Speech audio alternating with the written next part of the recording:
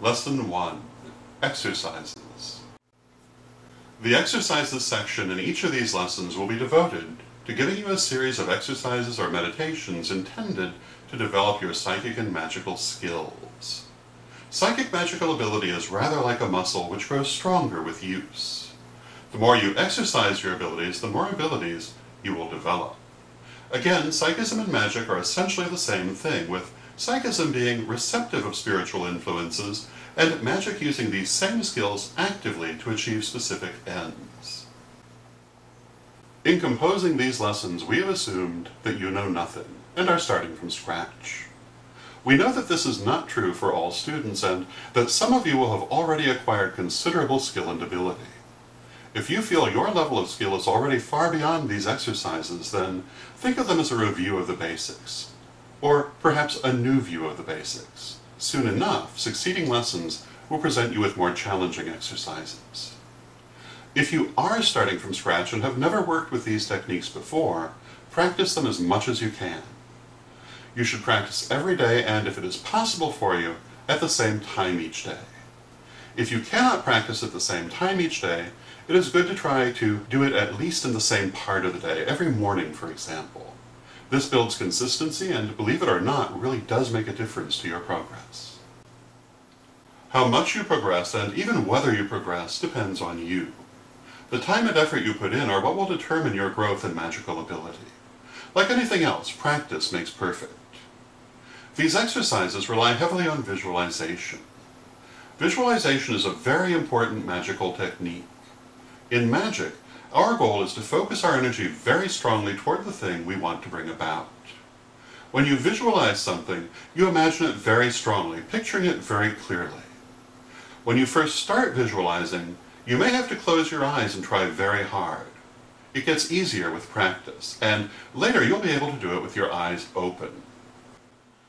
When you visualize something, try to see it as clearly and strongly as you possibly can, creating a three-dimensional image, just as if you were looking at a physical object. This is because you're using the image, as well as the focus and concentration that go into it, to shape energy. You are not idly imagining a pretty fantasy, but actually affecting the universe on an energetic level. Some people find it difficult to visualize. If this is true for you, then try to imagine what the energy feels like rather than just what it looks like. But even if you find it hard, don't stop trying to visualize.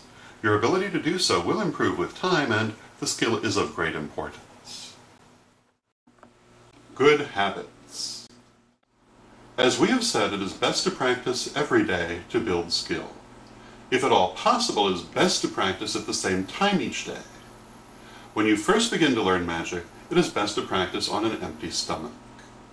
You should wear loose, comfortable clothes, or even better, no clothes at all, and should select a comfortable position to work in. All of these things will help you to be psychically open. It is good to light one or more candles before you do your exercise. The candles will act as batteries. When a flame burns, it gives off energy, and this extra energy will aid you in your exercise. Quartz crystal also serves to amplify the energy in this way, so it can be good to have some nearby, or even to hold it during the exercise. Some people also like to use incense to help them shift their consciousness. A few good incenses to use are sandalwood, frankincense, or lavender. You can also use an anointing oil. If you use oil, apply it to your forehead and the palms of your hands, as well as anywhere else you like. The first exercises you will learn are two of the most important basic practices you should know: psychic shielding and grounding and releasing. These two techniques are the cornerstone of good magical practice, and their importance cannot be stressed too much. In future lessons, many other exercises will be given, but none are more important than these first two. Psychic shielding. Sometimes we pick up energy from other people without knowing we are doing so. Their moods or emotions may bleed over onto us, leaving us feeling angry, sad, tired, depressed, or whatever they are feeling, and not knowing where these emotions came from. Also, sometimes people will deliberately send negative energy to us, even though that is a very bad thing, something one should never do. Such negative energies cannot harm you, as long as you don't let them in. But in daily life, picking up energy is an unconscious process. For someone skilled in magic and psychism, however, this process is under one's direct conscious control. With psychic shielding, we create the boundaries that keep out unwanted energy from others while simultaneously strengthening our own aura or spiritual energy field and keeping it healthy. This exercise should be done daily, either when you go to bed or when you get up, or as part of your daily psychic exercises. Begin by putting yourself into a comfortable position and releasing all tension and anxiety. Visualize a ball of white light floating above you. Focus on the energy of the ball. Know that it is full of love and strength and peace. Try hard to feel these qualities in the energy of the ball. Now, let the energy from the ball of light begin to flow down into you. The energy is a beautiful, clear white light. No matter how much light comes into you, the ball will remain equally strong, for its true origin is the goddess, and it is a source of boundless spiritual energy. Let the energy from the ball pour into you and flow throughout your body. Let it move out into your arms and legs and down into your fingers and toes. Now, let that light expand beyond your body. At first, see the light expand just an inch outward from your body. Now let it expand a little more, 2 inches, 4 inches, and so on. Let the light expand to form an oval around your whole body, an oval filled with clear, beautiful, loving white light from Goddess. Now, let that oval of white light expand to form a perfect circle of energy around you, growing until it is about 6 feet across. Now, in your mind, affirm this: there is one power in the universe, and I am a perfect manifestation of that power. As such, I will that the boundaries of my aura shall be strong and healthy, repelling all unwanted energy while remaining open to positive and healing energy. Safe within these boundaries, nothing can harm me, for I am filled with the strength of the Goddess. By my will, so mote it be, and it is so. Now let the visual image of the light dissipate, but know that its protection and strength remain with you. Finally, clear and release all excess energy as instructed below. Clearing and releasing. Clearing and releasing of excess energy is extremely important. It is important to do this before a magical working so that your energy will flow freely.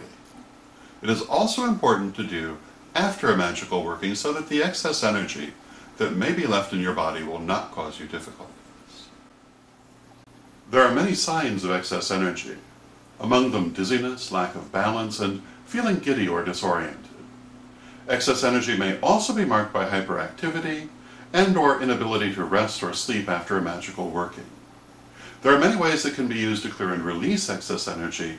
The following is a good method for clearing energy and the one we recommend you start with. Use this technique before a magical or psychic working to release any tension or anxiety you may be holding from the events of your day, so that your energy will flow freely. Use it after the working to release excess energy. Begin by putting yourself into a comfortable position. It doesn't matter if it is sitting, kneeling, or lying down, but it should not be standing, as you may have a tendency to lose your balance until you become proficient in the technique. Visualize, that is, imagine very strongly, a bright white light pouring down from above the top of your head and passing through your whole body and exiting through the soles of your feet. Release all tensions, anxieties, and stresses in your being, and imagine them flowing out of you along with the white light. Let it all pour out of you. Imagine the excess energy as little bits of darkness being carried away with the light as it flows through you. When the last little bits of darkness are gone, let the light stop coming down and let the last of it flow out of you. Another version of this technique uses the image of water rather than light. Some people find it easier to visualize water because the image is more familiar. So if you have difficulty using light, try this version. Again, find a comfortable position. Imagine yourself lying in a river and visualize the water flowing through you, entering through the top of your head and exiting through the soles of your feet. Imagine the excess energy as leaves and twigs and other detritus as might fall into a river. See the water carry these things away from you. Again, when the last is gone, you are clear. There are many other ways to do this practice as well. Some people imagine themselves standing before a beautiful lake.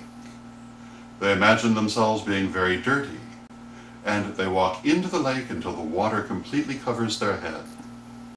Then they see themselves walking back out of the water completely clean. Other techniques visualize wind blowing through the person to blow away the excess energy or fire burning it away. Still another technique is to imagine a long root, like the root of a tree, growing down from your root chakra, your pelvic region loosely speaking. You'll learn more about chakras in a future lesson. Visualize this root going down into the earth. If you're indoors, see the root going down through the floor and through any lower levels of the building, then entering into the ground. Let the root go down deep into the earth. Now, imagine your excess energy running down through this root to Mother Earth. When you are done, draw the root back up into yourself. You can also use physical objects to help release energy. One of the simplest ways to do this is to put a bit of salt on the tip of your tongue, or run the tips of your fingers through some salt. This will have a natural grounding effect and will eliminate any excess energy. Another technique is to hold a piece of hematite, a stone formed from iron oxide. Hematite has a natural grounding quality and will have some effect by itself. But to get the best effect, hold the stone or an object made from hematite and imagine the excess energy draining into it from all parts of your body. When you are finished, hold the object under a stream of cold water, such as a bathroom faucet, and imagine white light pouring through the stone as the water washes it. This cleanses the stone. In each case, the excess energy returns to the Mother Goddess when you release it. She will recycle it, putting it to good use elsewhere. Some people like to say an affirmation when they release, such as, "I clear and release all excess energy," or "I release this energy to the Goddess to be used elsewhere." This sets a clear intent and can sometimes help to focus the process. It's not necessary to say the affirmation out loud. All of these techniques are good, but we feel the white light, or alternatively the water, are preferable because they tie into things you will learn in successive lessons, and in addition to releasing excess energy, they also exercise important psychic muscles that you will need later. But as with all things, the most important aspect is that it works well for you.